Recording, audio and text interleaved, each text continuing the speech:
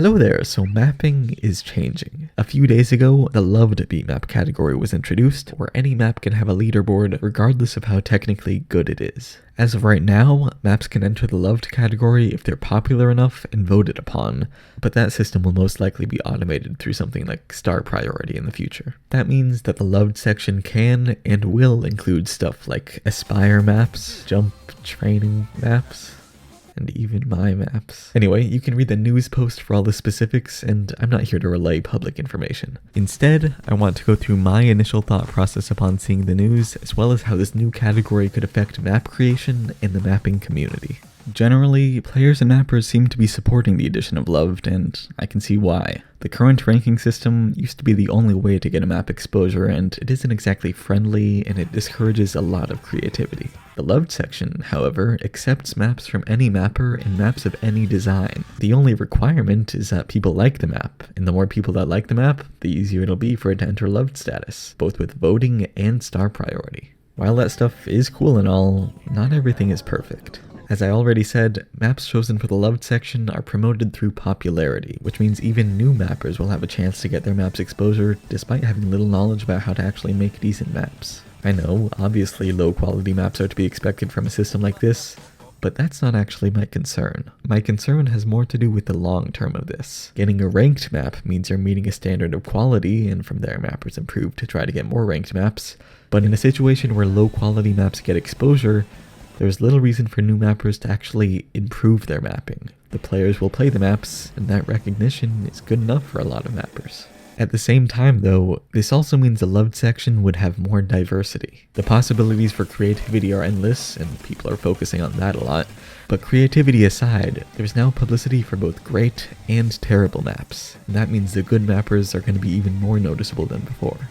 For example, all of my videos feature maps made by this guy called Handsome, which are top tier and would tower over any silly jump spam maps. In the ranked section, however, his maps are only a few steps above others. The contrast in map quality in the loved section is going to make it clear whose maps are more or less worth playing, and therefore whose maps are more or less worth supporting. Again though, this leads to the biggest issue I immediately thought of with how the loved system is structured, and how any automated system could function. It's just a popularity contest.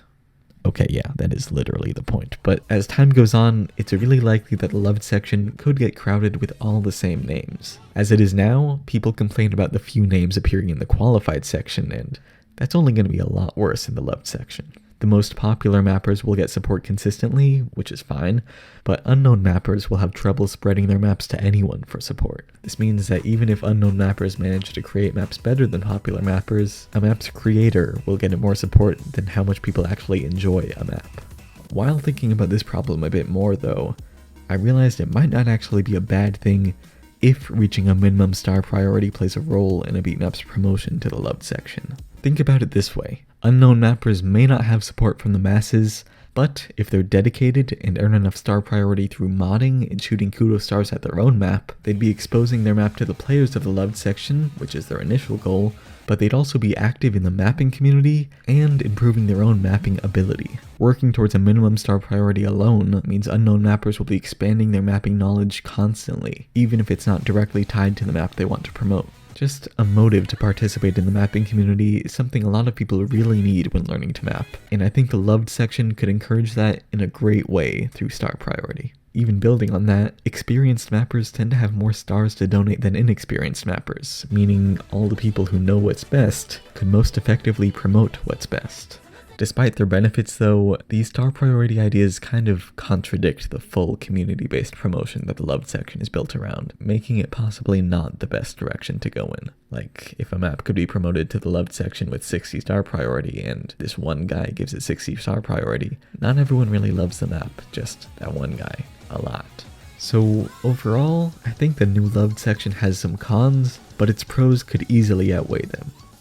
Maybe. I don't know. This is all speculation since we don't know what plans Peppy has for the future, but I'll be looking forward to whatever comes next.